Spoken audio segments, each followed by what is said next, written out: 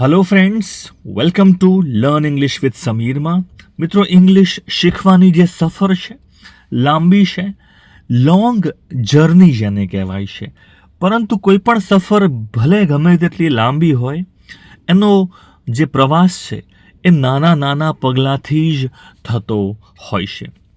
તો આજે આપણે એ જ રીતે ઇંગ્લિશના શબ્દો, વાક્યો સમજીશું. રોજ વપરાતા વાક્યો. ચોથો દિવસ છે, ચોક્કસથી તમને આવડશે. ધ્યાનથી જોવાનું છે. જુઓ, સૌથી પહેલાં આપ જોઈ શકો છો, સૌથી પહેલી જે ક્રિયા છે એ છે સવારમાં ઉઠવું. એના માટે જે ક્રિયાપદ વપરાય છે એ છે વેક અપ. અહીંયા લખી દઉં છું, ટેન્શન ના લો. Wake up. વેક અપ એટલે ઉઠવું. તો વાક્ય કઈ રીતે બનશે મિત્રો? તમારે કહેવું છે કે હું સવારે 6 વાગે ઉઠું છું. સવારે 6 વાગે ઉઠું છું. I wake up. I wake up. હવે કેટલા વાગે? તો એટ મૂકવું પડશે. At 6 o'clock in the morning. I wake up at 6 o'clock in the મોર્નિંગ. હું સવારમાં 6 વાગે ઉઠું છું. તો ચોક્કસથી આ રીતે વાક્ય પહેલું યાદ રાખવાનું છે. ક્રિયા કઈ છે? ખાસ વેક અપ, સવારમાં ઉઠવું. બરાબર છે? ચલો આગળ સમજીએ. નેક્સ્ટ એના પછી મિત્રો, બ્રશ કરવા. સવારમાં બધા જ લોકો, તમને ખબર છે, ઉઠીને પહેલાં શું કરતા હશો? તમે બ્રશ કરતા હશો. તો બ્રશ કરવા માટે જે ક્રિયાપદ વપરાય છે એ છે બ્રશ ટીથ. બરાબર છે? અહીંયા ઉચ્ચાર લખી દઉં છું. ફરીથી એકવાર લખી દઈએ ઉચ્ચાર. ઉચ્ચાર આપણે લખીશું બ્રશ અને ટીથ. બ્રશ ટીથ એટલે કે દાંત બ્રશ કરવા. વાક્ય તમે જોઈ શકો છો. ચલો, વાક્ય એવું છે કે હું સવારે બ્રશ કરું છું અને નહાવું છું. બંને ક્રિયાઓ તમારે સાથે લખવી છે. તો કઈ રીતે બનશે મિત્રો? વાક્ય તમારું બનશે આઈ બ્રશ માય ટીથ એન્ડ અને tech a shower. Tech a shower. Shower એટલે સવારે હું નાહું છું એ અર્થમાં આપણે શાવર કહીએ છીએ. ના, ફુવારાને શાવર કહેવાય છે, પણ નાવાનો ફુવારો હોય ના હોય, આપણે કહી શકીએ I take a shower. I take a bath એ પણ વાક્ય વાપરી શકાય છે. I brush my teeth and take a shower. હું સવારે બ્રશ કરું છું અને નહાવું છું. નેક્સ્ટ, ખબર છે, નાસ્તો કરતા હશો. સવારમાં નાસ્તો કરવો, આના માટે વપરાય છે ઈટ બ્રેકફાસ્ટ. અને બ્રેકફાસ્ટ નહીં કહેતા. આનો ઉચ્ચાર આપણે કરવાનો છે બ્રેક અને ફાસ્ટ. બ્રેકફાસ્ટ. બોલો, બ્રેકફાસ્ટ. વાક્ય તમારું બનશે હું સવારે નાસ્તો કરું છું. આઈ ઈટ બ્રેકફાસ્ટ એટ. કેટલા વાગે? At 7 o'clock. હું 7 વાગે નાસ્તો કરું છું, સવારનો નાસ્તો કરું છું. વાક્ય બોલો, આઈ ઈટ બ્રેકફાસ્ટ એટ 7 o'clock. ચલો, હવે તમારે કહેવું છે કે હું કામ પર જઉં છું, ઓફિસે જઉં છું, અથવા તો શાળાએ જાઉં છું. તો તમે કહો છો હું કામે જઉં છું. આઈ ગો ટુ વર્ક. એવું કંઈક વાક્ય બનશે. સ્કૂલે જઉં છું. આઈ ગો ટુ સ્કૂલ. તો આ ક્રિયાપદો વાપરીને તમારું વાક્ય બનશે. બરાબર છે? વાક્ય બનશે. જુઓ, જોઈ શકો છો. I go to work at 8 o'clock. I go to work. હું કામે જાઉં છું, ઓફિસે જાઉં છું. એટ કેટલા વાગે? 8 o'clock.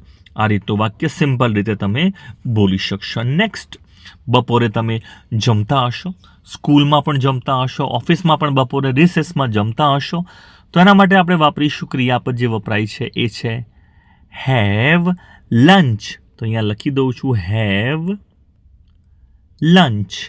બરાબર છે? Have lunch.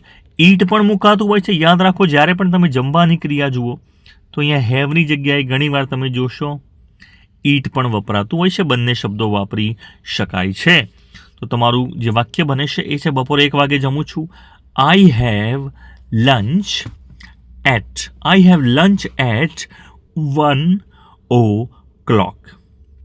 જોડે બોલવાની પ્રેક્ટિસ તમારે કરવાની છે. આઈ હેવ લંચ એટ 1 o'clock. 1 વાગે હું બપોરે જમું છું. ચલો, સાંજે હું પાછો આવું છું અથવા પાછી આવું છું. ઘરે ઓફિસેથી, સ્કૂલેથી પાછી આવું છું. તો તમે જે વાક્યનું ક્રિયાપદ વાપરશો એ છે આઈ કમ હોમ. અહીંયા લખી દઉં છું આઈ કમ હોમ. આઈ કમ હોમ આવું વાક્ય તમારે બનશે. કેટલા વાગે આવો છો સમય પણ આપી શકાય છે.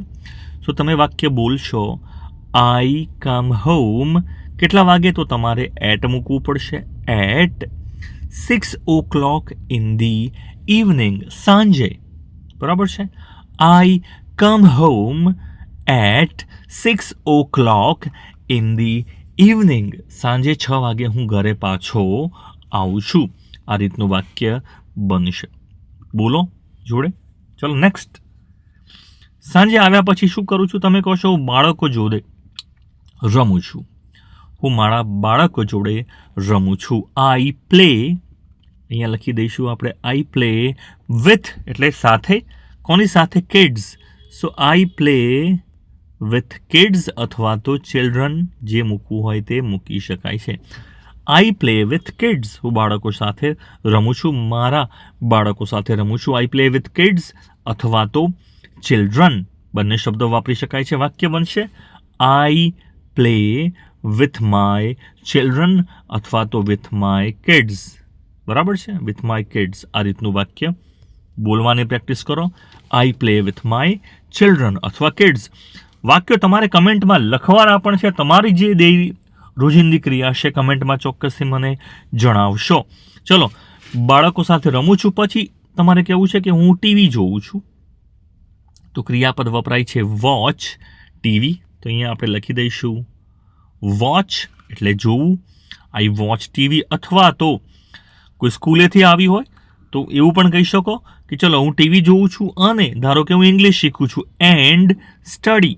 તો સ્ટડી ક્રિયાપદ જોડે વાપરી શકાય છે. વાક્ય તમારું બનશે આઈ વોચ ટીવી, હું ટીવી જોઉં છું અને and study English. I watch TV and study English. આ રીતનું વાક્ય બનશે. ચલો, રાત્રે જમું છું, પરિવાર સાથે હું જમું છું.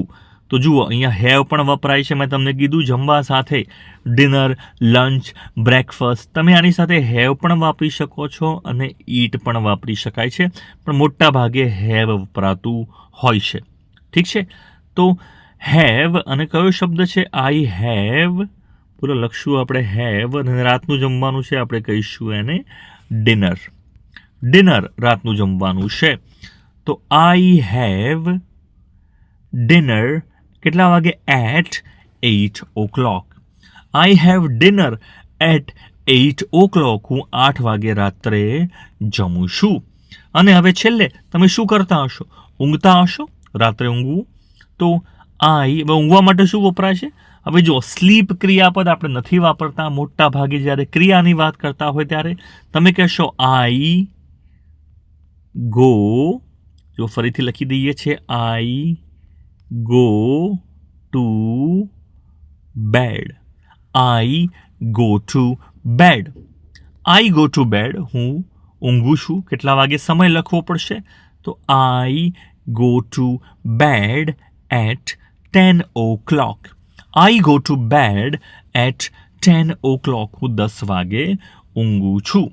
તો આ રીતનું વાક્ય બનશે. પ્રેક્ટિસ જોડે જોડે કરવાની છે. તમારી રોજિંદી ક્રિયાના જે વાક્યો હોય એમાં કોઈ પણ મૂંઝવણ હોય તો મને કમેન્ટમાં ચોક્કસથી જણાવશો. અને મિત્રો આ ચેનલને સબસ્ક્રાઈબ કરવાનું નહીં ભૂલતા. સૌથી પહેલાં સબસ્ક્રાઈબ કરી લેશો. મિત્રો વિડીયો જોવા માટે થેન્ક્સ. આગળનો 5મો ભાગ પણ આવશે ટૂંકમાં, 1-2 દિવસમાં આવી જશે. તમે ચોક્કસથી ચેનલને સબસ્ક્રાઈબ કરી લેશો.